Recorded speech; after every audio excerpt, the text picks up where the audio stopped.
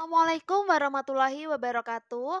Hai guys, gimana nih kabarnya? Semoga kalian tetap sehat dan tetap semangat buat persiapan SKB-nya ya teman-teman. Nah, jadi teman-teman hari ini tadi aku posting di akun Instagram aku dan banyak banget teman-teman yang request untuk membahas soal-soal SKB dulu. Kemudian nanti lanjut untuk materi yang selanjutnya. Jadi stay tune terus ya teman-teman. Hari ini kita akan membahas tentang soal-soal SKB.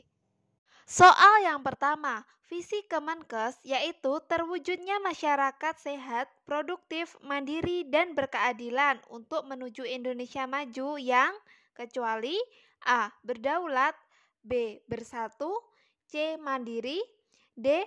Berkepribadian berlandaskan gotong royong. Jawaban yang benar adalah B. Bersatu, di mana visi Kemenkes yaitu terwujudnya masyarakat sehat, produktif, mandiri, dan berkeadilan untuk menuju Indonesia maju yang berdaulat, mandiri, dan berkepribadian berlandaskan gotong royong. Soal nomor 2. Misi Kemenkes di bawah ini yang benar kecuali A. Memperkuat upaya kesehatan yang bermutu dan menjangkau seluruh penduduk Indonesia. B. Memberdayakan masyarakat dan mengarusutamakan pembangunan kesehatan. C. Meningkatkan ketersediaan, pemerataan, dan mutu sumber daya kesehatan. D. Memantapkan tata kelola pemerintah yang tidak baik, bersih, dan inovatif. Jawaban yang benar adalah D ya teman-teman, karena ini tidak baik. Ini bisa dilihat di sini teman-teman untuk misi dari Kemenkes yang terbaru. Soal yang ketiga, ibu hamil yang mengalami kejang merupakan kegawat daruratan yang disebabkan oleh A. Eklamsia, B. Prematur, C. Anamnesis, D. Spotting, E. Amenorea. Jawaban yang benar adalah A. Eklamsia, di mana eklamsia adalah kondisi yang menyebabkan ibu hamil mengalami kejang dan merupakan salah satu kegawat daruratan pada masa kehamilan. Kondisi ini memang jarang terjadi tetapi tidak bisa diremehkan karena berpotensi mengancam nyawa ibu hamil dan janin. Soal yang keempat, untuk mengatasi eklamsia, biasanya ibu hamil diberikan kecuali A. MGSO4, B. Antikonvulsan, C.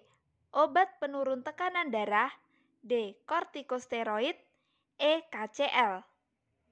Jawaban yang benar adalah E. KCL, di mana beberapa jenis obat yang biasanya akan diberikan oleh dokter untuk mengatasi eklamsia antara lain magnesium sulfat atau MgSO4, obat antikonvulsan, obat penurun tekanan darah, dan kortikosteroid.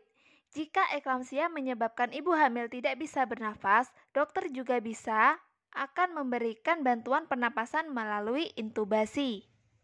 Soal yang kelima, fungsi kartu stok adalah A. Mencatat tanggal kadaluarsa obat, B. Sebagai sumber informasi tentang mutasi obat, C. Mencatat golongan obat, D. Sebagai sumber data pemasukan obat, E. Sebagai sumber data pengeluaran obat. Jawaban yang benar adalah B. Sebagai sumber informasi tentang mutasi obat, baik penerimaan, pengeluaran, hilang, rusak, atau expired date atau tanggal kadaluarsa. Soal nomor 6. Berikut adalah tahapan pembuatan surat pesanan. 1. Menuliskan kebutuhan obat pada belangko surat pesanan. 2. Meminta tanda tangan apa? 3. Mencatat kebutuhan obat pada defekta. 4. Menyiapkan daftar PBF. Urutan tindakan yang benar adalah A. 1, 2, 3, dan 4, B. 3, 4, 1, dan 2, C. 4, 3, 2, dan 1, D. 2, 4, 1, dan 3, E. 2, 3, 1, dan 4. Jawaban yang benar adalah B. 3, 4, 1, dan 2. Di mana tahapan pembuatan surat pesanan mulai dari mencatat kebutuhan obat pada defekta, lalu selanjutnya menyiapkan daftar PBF yang akan diorder, lalu menuliskan kebutuhan obat pada belangko surat pesanan, dan yang terakhir meminta tanda tangan apa. Apoteker penanggung jawab apotek. Soal nomor 7. Penerimaan perbekalan farmasi didokumentasikan dengan cara A. Mencatat di buku penjualan, B. Mencatat di buku defekta, C. Mencatat di buku kredit, D. Mencatat di buku pembelian. Jawaban yang benar adalah D. Mencatat di buku pembelian. Soal nomor 8. Apa yang harus diperhatikan dalam penyimpanan dengan sistem FIFO? A. Obat dan perbekalan kesehatan yang masuk atau datang paling awal harus dikeluarkan paling awal. B. Obat dan perbekalan kesehatan yang expired atau kadaluarsa paling awal harus dikeluarkan paling awal. C. Obat dan perbekalan kesehatan yang stoknya paling banyak harus dikeluarkan paling awal. D. Obat dan perbekalan kesehatan yang masuk paling akhir harus dikeluarkan paling awal. E. Obat dan perbekalan kesehatan yang tergolong slow moving harus dikeluarkan dengan segera. Jawaban yang benar adalah B. Obat dan perbekalan kesehatan yang expired atau kadaluarsa paling awal harus dikeluarkan paling awal. Jadi teman-teman harus tahu tentang sistem penyimpanan baik FIFO atau first in first out, di mana barang yang masuk terlebih dahulu dikeluarkan terlebih dahulu, atau FEFO atau FIFO, yaitu dengan barang yang expired atau kadaluarsa dulu dikeluarkan terlebih dahulu. Atau bisa saja dengan kombinasi FIFO dan FIFO, di mana barang yang masuk terlebih dahulu ataupun yang ED terlebih dahulu bisa dikeluarkan terlebih dahulu. Soal nomor 9. Sebagai petugas administrasi, resep yang terdapat obat kodein HCl dikelompokkan ke dalam kelompok A. Resep umum, B. Resep narkotik, B. Resep psikotropik, C. Resep obat bebas, D. Resep obat bebas terbatas. Jawaban yang benar adalah B. Resep narkotik. Soal nomor 10.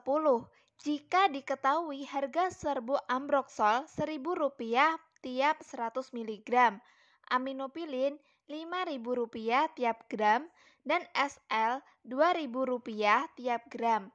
Harga embalase Rp5.000 per resep. Biaya tuslah Rp2.000 tiap resep.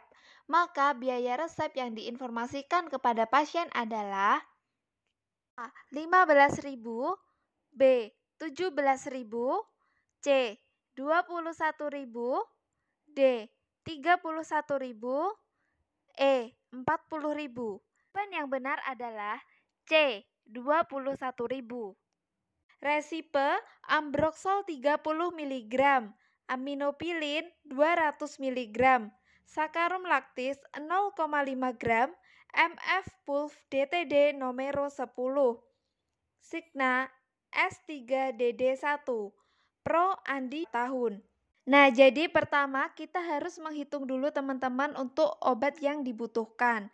Jadi di sini Ambroxol yang dibutuhkan yaitu 30 mg dikali 10 dari Nomero, kemudian hasilnya 300 mg. Jika tiap 100 mg dihargai dengan Rp1.000, maka untuk 300 mg Ambroxol, harga yang diperlukan yaitu Rp3.000. Nah, selanjutnya untuk aminofilin yang dibutuhkan adalah 200 mg dikali 10 sama dengan 2000 mg. Jika harga 1 gram atau 1000 mg yaitu Rp5.000, maka untuk 2000 mg dihargai dengan harga Rp10.000. Sakarum laktis yang dibutuhkan dalam resep yaitu 0,5 gram. Jika dalam 1 gram dihargai dengan Rp2.000, maka untuk 0,5 gram hanya dikenai biaya sebesar Rp1.000 ya teman-teman. Kemudian ada tambahan untuk embalase untuk tiap resepnya yaitu Rp5.000 dan untuk tuslahnya Rp2.000 per resep. Kemudian kita jumlahkan antara Ambroxol, aminopilin, SL atau sakarum laktis, kemudian ada tambahan embalase dan tuslah, maka didapat hasilnya sebesar Rp21.000. Nah, buat teman-teman yang lagi nyari materi-materi fullnya, aku sudah bikin channel private di Telegram. Kalian bisa search Puri Prastiani atau aku cantumin di link description box ya teman-teman. Kalian bisa cari sendiri, dimana di situ ada kumpulan materi-materi. Dan kemudian untuk kalian kontak aku bisa by DM di Instagram @puriprastiani.